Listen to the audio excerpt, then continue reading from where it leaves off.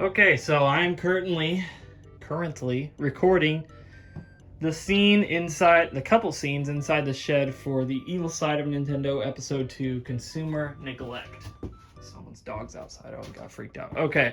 I'm sorry if there's audio issues. I've been having audio issues this whole time because recording inside of a shed, for one, it doesn't have great acoustics, and for two, all the sound comes through the walls, you know?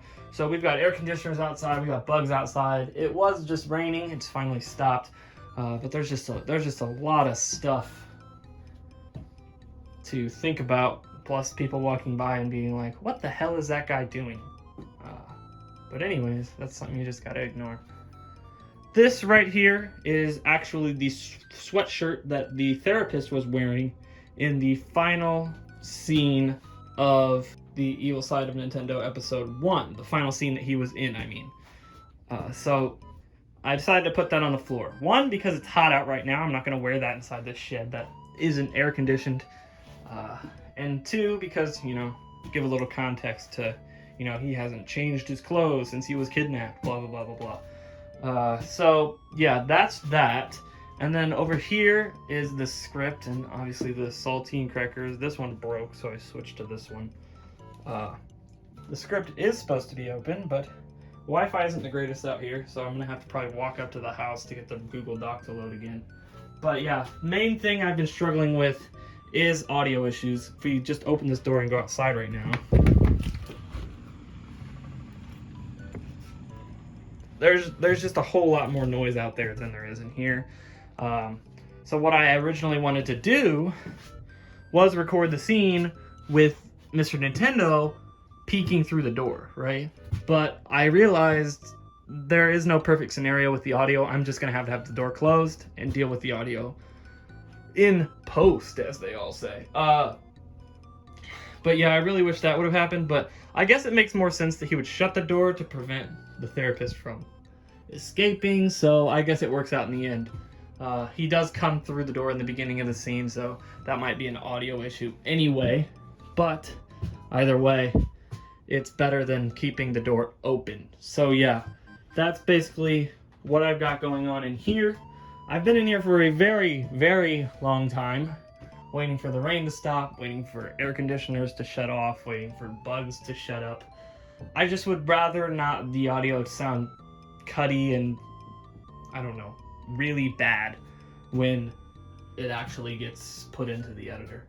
So yeah, I still have to record all the scenes with Mr. Nintendo, which is going to be coming through this door. I did record all of them and then realized that the shot was like this, and obviously my head's going to be cut off because I'm slightly taller than the door. So that was annoying, but we got to redo it. It seems like the audio is really good right now, so I'm going to stop this before I push my luck.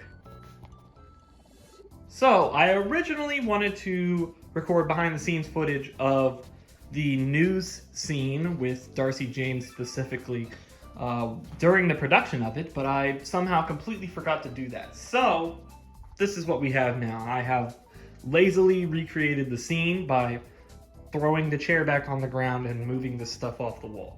So I hope you're immersed in the scene at this point, because this is all you're getting apparently. So, in this scene, if you don't remember it, Darcy James is interviewing the detective on the case for Mr. Nintendo's kidnapping of the therapist, right? So they suspect Mr. Nintendo is kidnapping the therapist, which obviously the audience knows that he did. In this scene, obviously the view is usually like this, right? With the detective standing right here, Darcy James standing right here. Now, if you look closely during the scene, you'll realize it honestly looks like shit. But it was honestly the best I could do, because I didn't realize that I screwed something up until I was editing the video, and there was not any time to redo it, because I needed Mad Madge to help me with this scene. It was not possible to do it by myself. Now, when I say Mad Madge, I'm talking about my girlfriend, so for anybody that doesn't watch my streams, that's what I'm referring to when I say Mad Madge. But for this scene, in order for the audio to sound somewhat okay, which it still ended up sounding bad, I needed to have her, while I was recording the detective part, stand about right here and hold the microphone recording the sound, which is obviously just her phone. But the problem that occurred during the scene was that I tried to split it down the middle, obviously to make it look like Darcy was talking to the detective, which is both me, obviously. But the lighting was so different because of this lamp right here that it was very, very hard to make it look like it was a seamless transition between the detective and Darcy. So what happens during the scene is, and if you look closely you'll see it, I tried to fix it the best I could, but there is a slight color difference about right down the middle that keeps switching over, and you'll see it like fade into a brighter over here, fade brighter over here. Now what I did is I color corrected the scene on the detective side to match the scene on Darcy's side the best I could throughout the video.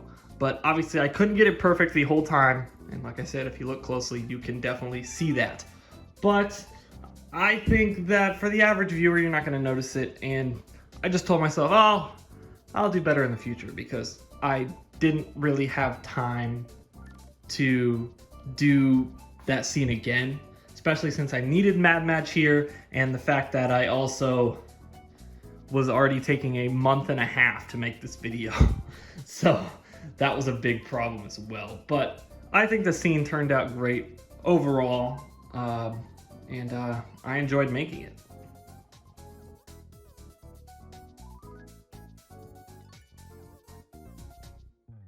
Of course they can cancel the tournament. They have the rights to the game. You know what? Why don't you lick those some more, huh? Yeah! Yeah!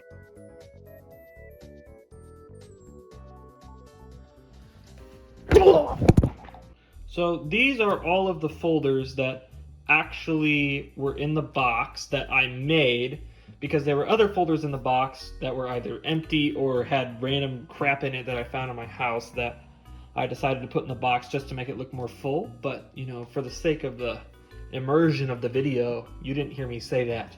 Now, if you couldn't tell already, I have been putting famous, I wouldn't necessarily say famous, I guess well-known fan game creators, ROM hack creators. You know, I'm also referring to, you know, entire teams of people, because obviously Project M didn't have an entire, just didn't have one single person that was, you know, the face of Project M. But obviously KZ Manuar is a person who makes SM64 hacks, which if you've never heard of them, I highly recommend you check him out.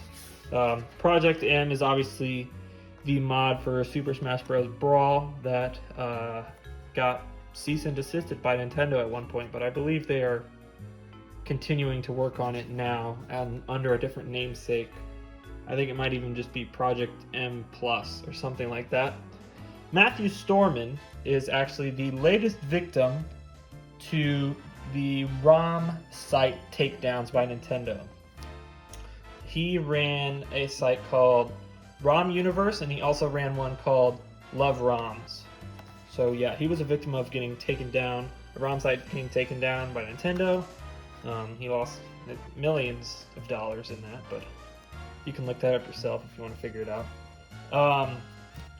CryzenX actually is someone I've known for, well, not known of for a long time. I've never spoken to them directly, but they have been working on a HD remake in Unreal Engine of Ocarina of Time for I don't even know how long, but it looks amazing, and I recommend checking them out if you haven't.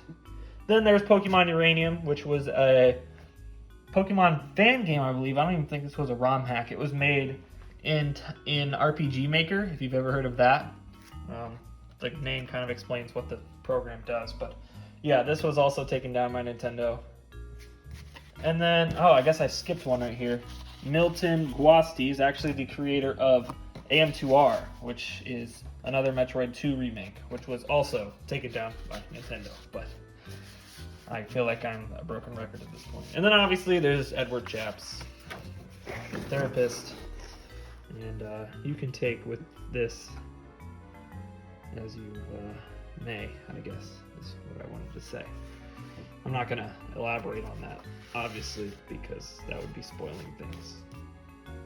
So this was the setup I had for the scene where I throw the Joy-Con into one of these containers, whatever the hell you want to call them.